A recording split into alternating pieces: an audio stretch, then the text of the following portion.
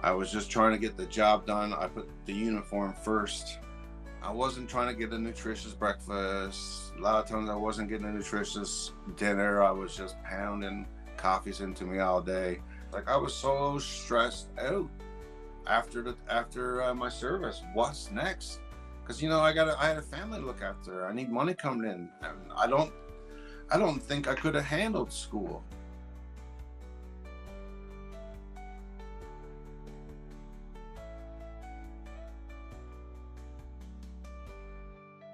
Hi, everybody. My name is Corey DeAndrade, and I'm one of the volunteers with Spartan Wellness.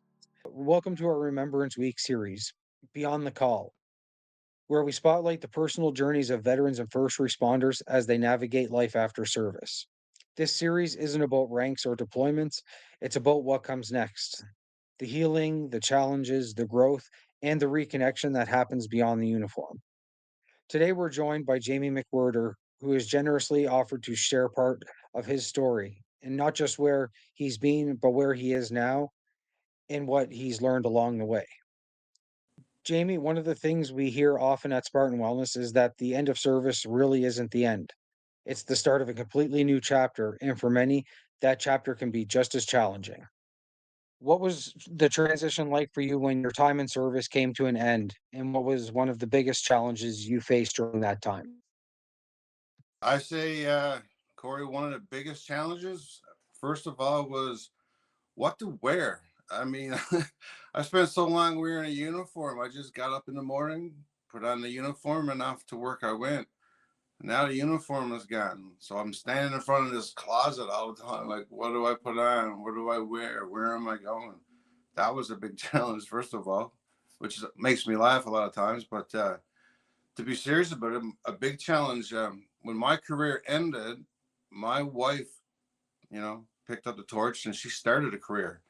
So she was gone on her career, and I became, the man of the house. I was helping the kids get ready for school. I was making lunches and trying to cook suppers, and you know, doing what my wife's role was while I was in the service. So it was quite a change, and I really learned to respect what my wife went through when I was overseas. Yeah, I totally get where you're coming from there. It's very much what it's like for us also. Um, we've had the honor of walking alongside many veterans and first responders in their journey towards recovery and reconnection. With that in mind, how has your understanding of wellness, mental, physical, or emotional, changed since your time in service, Jamie?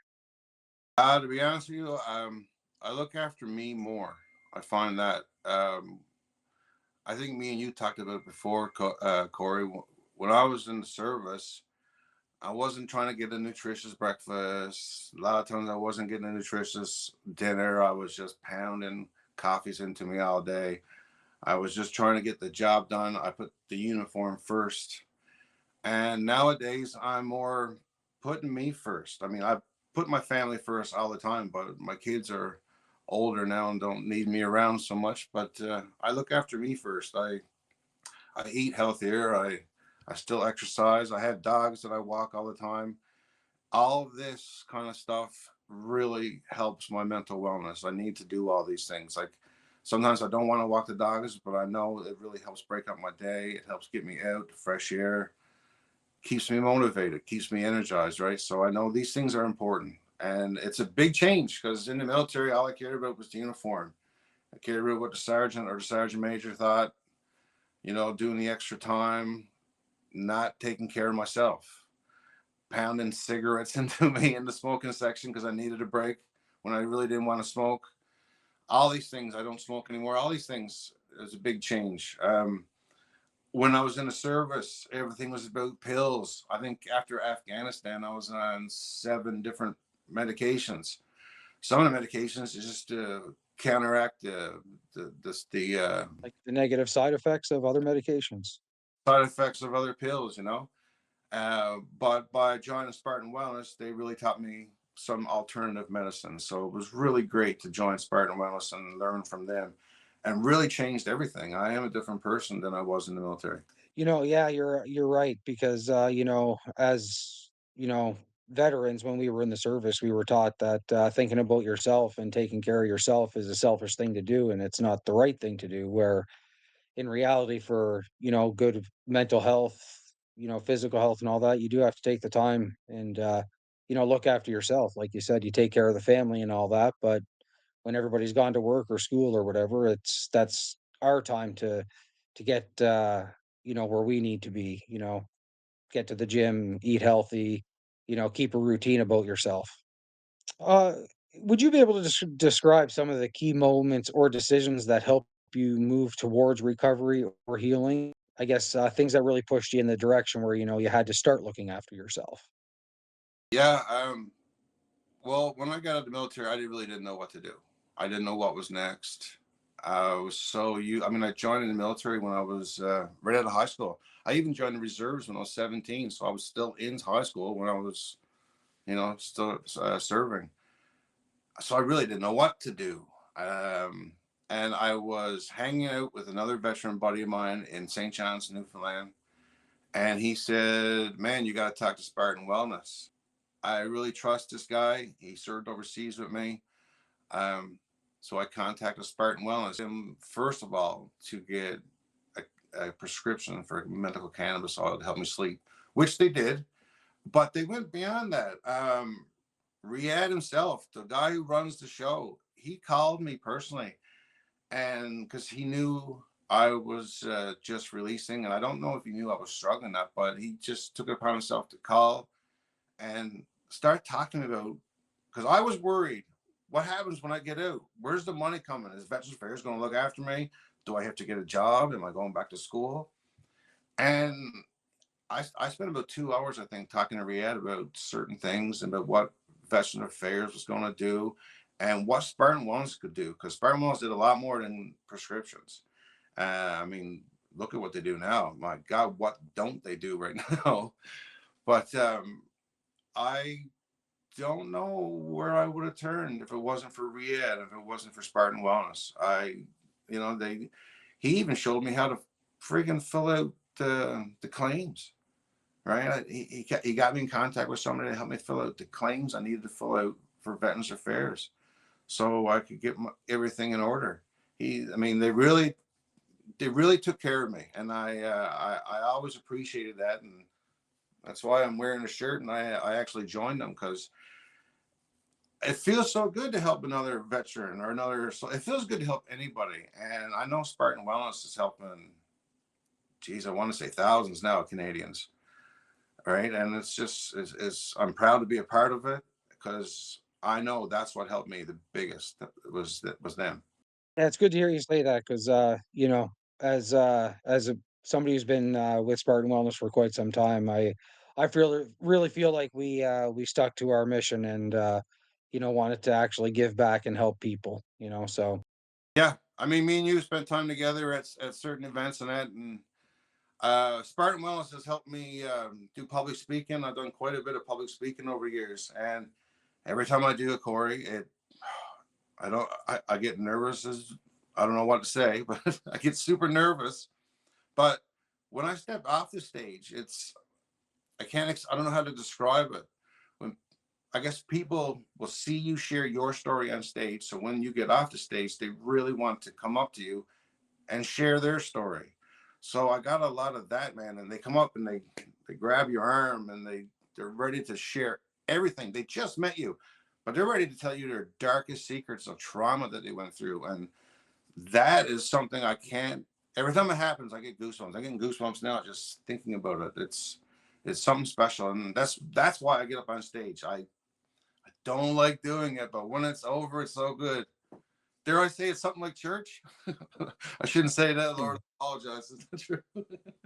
yeah, no, thanks for sharing that with especially your story. I've heard you share your story before, Jamie, and yes, you're absolutely right. I noticed it was very inspiring for lots of people, and yeah, it was great. Because I do believe that when people share their experiences, it does help them open up and share their story and all that because they don't feel like they're alone. So that's great. Yeah, that's it. That's the words right there. They feel like they're not alone, Corey. Exactly right. So, Jamie, what does your life look like for you today? Like your life? Like, what are you up to? Have you reconnected with purpose? Your community, or you know, family you haven't spoken to in you know, quite some time? Yeah, life is good right now. Life is good. I try to enjoy every day. I uh, I talked earlier. I walk my dogs every day. I spend a lot of time, as much time as the kids will allow me. The kids are older now and they're giants. I got a 24-year-old who he doesn't live at home anymore. He's 6'6". He comes home once in a while to eat. And I got a 17, almost 18-year-old now who's 6'3".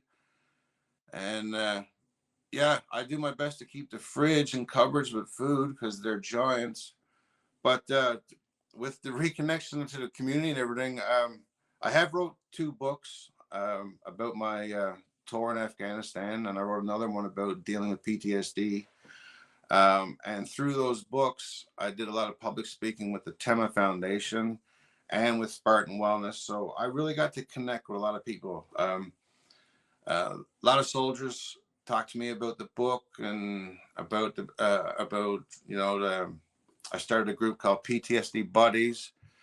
PTSD Buddies is mostly just a Facebook group, but what it did, I'm not big on social media. I don't really know much about computers, but my kids showed me about Facebook and how to make a Facebook group. But what we used it for was in Newfoundland, we were doing group support meetings. Uh, when I released the books, a lot of people, after they hear me speak, they want to, like you said earlier, they want to tell their story. So if they can't have time to tell their story after I speak, well, I tell them to email me. Well, after a speech, and I get home and there's like 50 to 60 emails, I didn't know how to answer everybody. So my son showed me how to create a Facebook account and create a Facebook group and put all these people that I met through letters and speeches. We put them in a group, and through that, most of them lived in Newfoundland. They were able to start group support meetings, Corey, at local legions, and it was going all around Newfoundland. It got into Alberta here. They're not really going on too strong right now, but at the time, it was really great to see. PTSD Buddies is still going on online on Facebook where they're doing their little meetings and stuff, but the in-person ones kind of died out when I left Newfoundland. But it was great. I found that a lot of people, including myself, found a really big positive through group support meetings. When you share your story in a group setting and you're finding out there's people like you going through the same symptoms, people like you are having nightmares, who are having bad anxiety, right? And some people can't even go outside their door. And you're learning that from these little meetings, and you feel open to share yourself. And when you get that stuff off your chest, it's such a help. It really moves you forward. I mean, I remember one time when I came home from Afghanistan, I went after Afghanistan, Corey. All I wanted to do was go to the grocery store. I was so ready to get some junk food and some pizza pockets or something Canadian to eat, right? And I remember going through the grocery store and I got my cart, throwing stuff in the cart. I got to the front where the checkout is, and I don't know what was going on at the checkout, but there was a lot of people at the checkout, a huge crowd. Now, I've been home from Afghanistan for, I don't know, less than a day. And when I seen that crowd, the best way I can describe it, if you ever watched a James Bond movie, in the beginning of James Bond movie, it's all black except for that little circle, and James Bond is in the circle and he walks out. Yep. That's all I seen. Everything went like this into that one little spot. And apparently I passed out because the next thing I remember is me lying on a bunch of boxes of honeycomb cereal.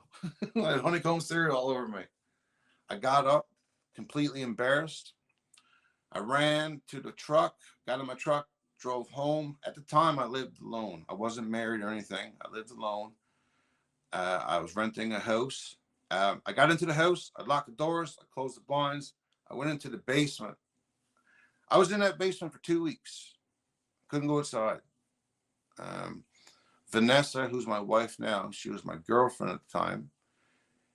I couldn't even open the door for her. She would come, she would leave groceries outside my door because I couldn't go outside.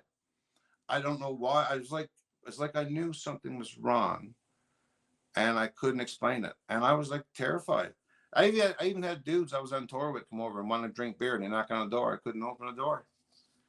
And, but yeah, all that's in my book. I don't know. I don't even remember what the question was. I went right off topic and telling the whole story. But that, Perfectly all right. but I'm that, sure everybody watching appreciates it. that goes right back to what I started with. It's about, this is what happens when you get in a group setting and you start talking about your trauma. I'm telling you, ladies and gentlemen, to anyone who's watching this, talking about your trauma will help get it off your chest. It's hard. It's hard, and you're probably going to be very emotional, but in the long run, it helps. No, you're absolutely right there, Jamie. Talking does help a lot. I remember a time when I used to host group therapy sessions or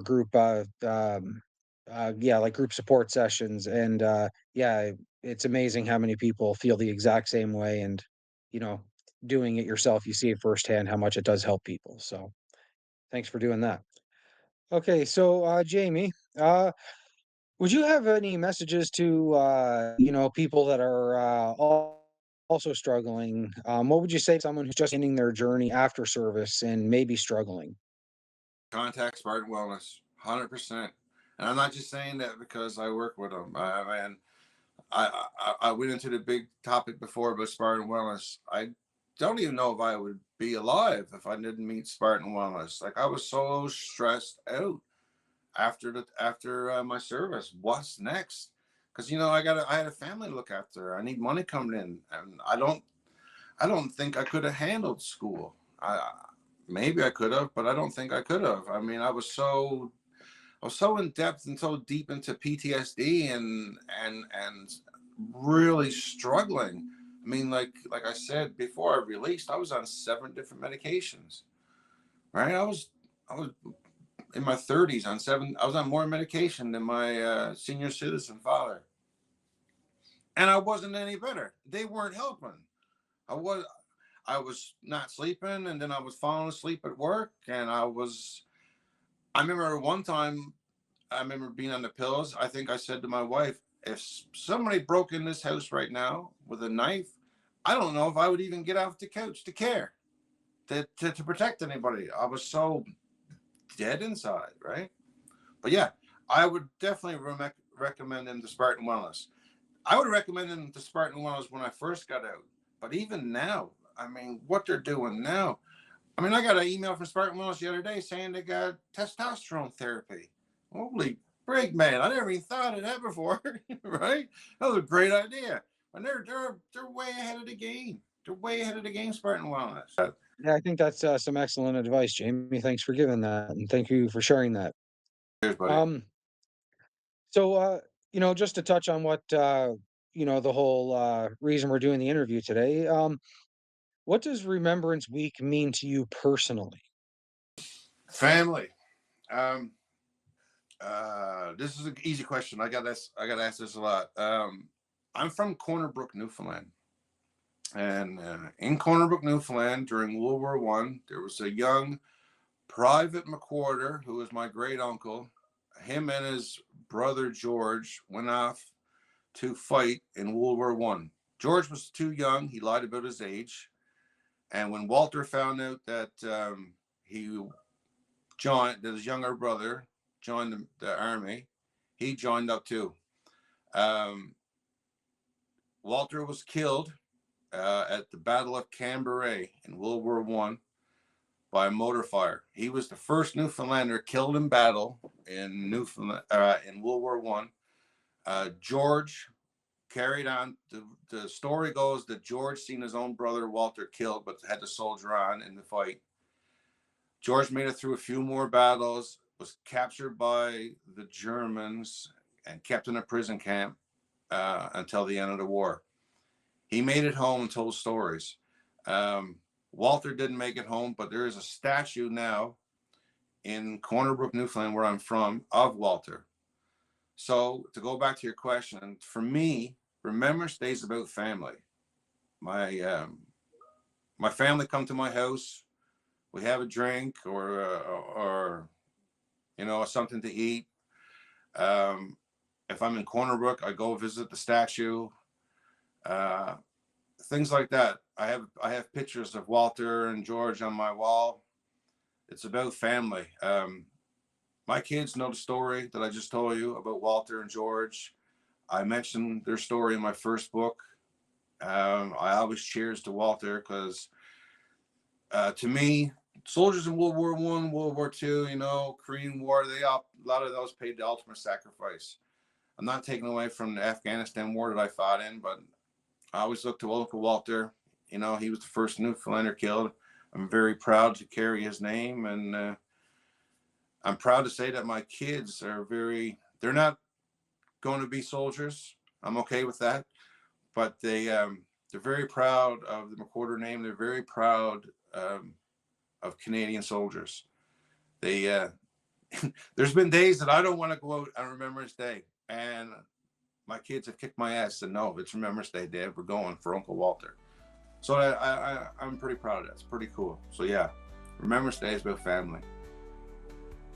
Thank you so much for sharing your story today with us, Jamie. And to those watching, if you or someone you care about is struggling with transition, recovery, or reconnection after service, please know you're not alone. We're here to help. So please visit SpartanWellness.ca to connect with our team and explore the support available to you. And remember, great things happen together.